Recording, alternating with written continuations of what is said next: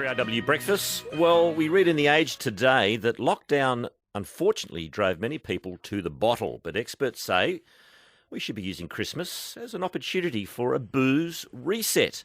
Professor Dan Lubman is from Monash University, specialising in addiction studies. Good morning to you, Professor. Oh, good morning. Thanks for having us on. Well, have we got any figures? Obviously, a lot of people were under stress and under pressure during lockdown. What sort of increase did we see when it came to drinking? Yeah, well, right at the start of lockdown, obviously there was a lot of uncertainty and worry and fear out there. And, surveys at that time showed that 70% of people were drinking more than usual and about a third of people were drinking daily.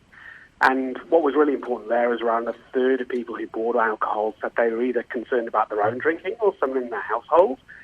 And we saw, while that changed over time, about 1 in 5 people reported they would continue to drink more than they would normally do during COVID. So really important that we have a think now as we come out of COVID, what we want to do about our drinking.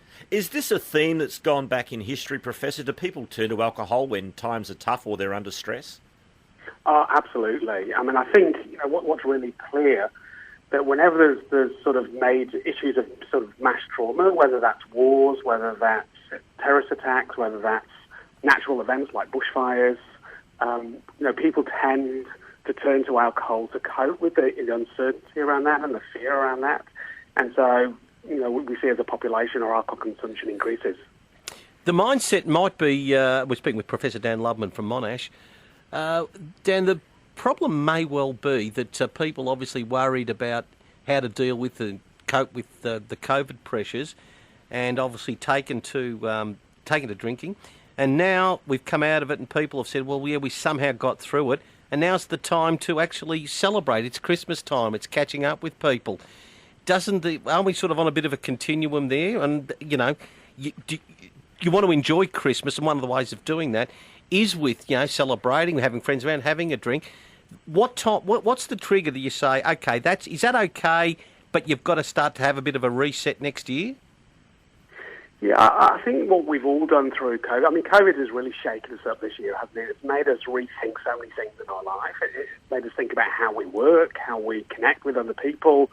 It made us think about what's important in our life. It made us think about our health. So really it's about, taking that step back and asking the question, first of all, what is my drinking like? How much am I drinking? Is it in line with my other goals that I have around, my finances, my health, my relationships? And really just having that opportunity to step back. And as you say, this year, at times this year, people want to come together. They want to commiserate about how challenging it's been, but they also want to celebrate about the success that we've seen in terms of how we've turned the whole COVID around here in Australia. And but it's just important that we reflect on that. Okay, before I let you go, Professor, let's get practical. So can you give our listeners some tips on how we can go about reducing our alcohol intake over the next weeks and months?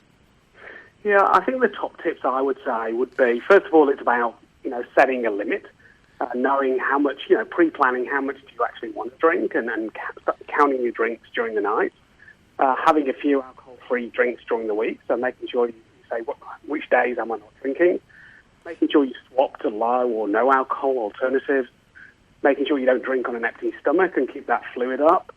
And, it's, really important if you're going out and spending time with friends. I think it's being clear about that situation and what you want to do and making sure you know and let people know beforehand whether you are drinking less because of either your health or because you want to see a reduction. So making sure you practice some excuses, because as we know, it's very tough when we go out and other people are drinking.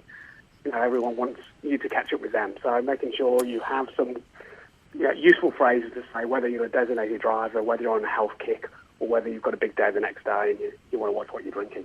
And obviously in your studies, addiction studies at Monash University, was there any other addictions that really arose? Because we normally just sort of gravitate to the socially acceptable drinking, even though in moderation, obviously, but it's not hard drugs. But were there other addictions that you see that had arisen with people during this time that they may not normally have been addicted to the extent they were? I think the biggest differences we've seen is in sort of those legal activities. So we saw a bit of a decrease in gambling during COVID as things like pokies were shut down. But as we've come out of lockdown, we've actually seen more people feeling stressed, going and gambling both online and in pokies. And we've seen actual people spending much more in those settings than they would this time last year. So it's certainly, people have been struggling. People sort of want to turn, obviously they turn to things like alcohol and gambling and other drugs to sort of, have a distraction and sort of to deal with some of that uncertainty. So it's just really important that we take a step back and have a think about what we're doing and whether it's in line with our goals. Good on you, Dan. Great advice. Thank you, Professor Dan Lubman, who is from the Addiction Studies Centre at Monash University.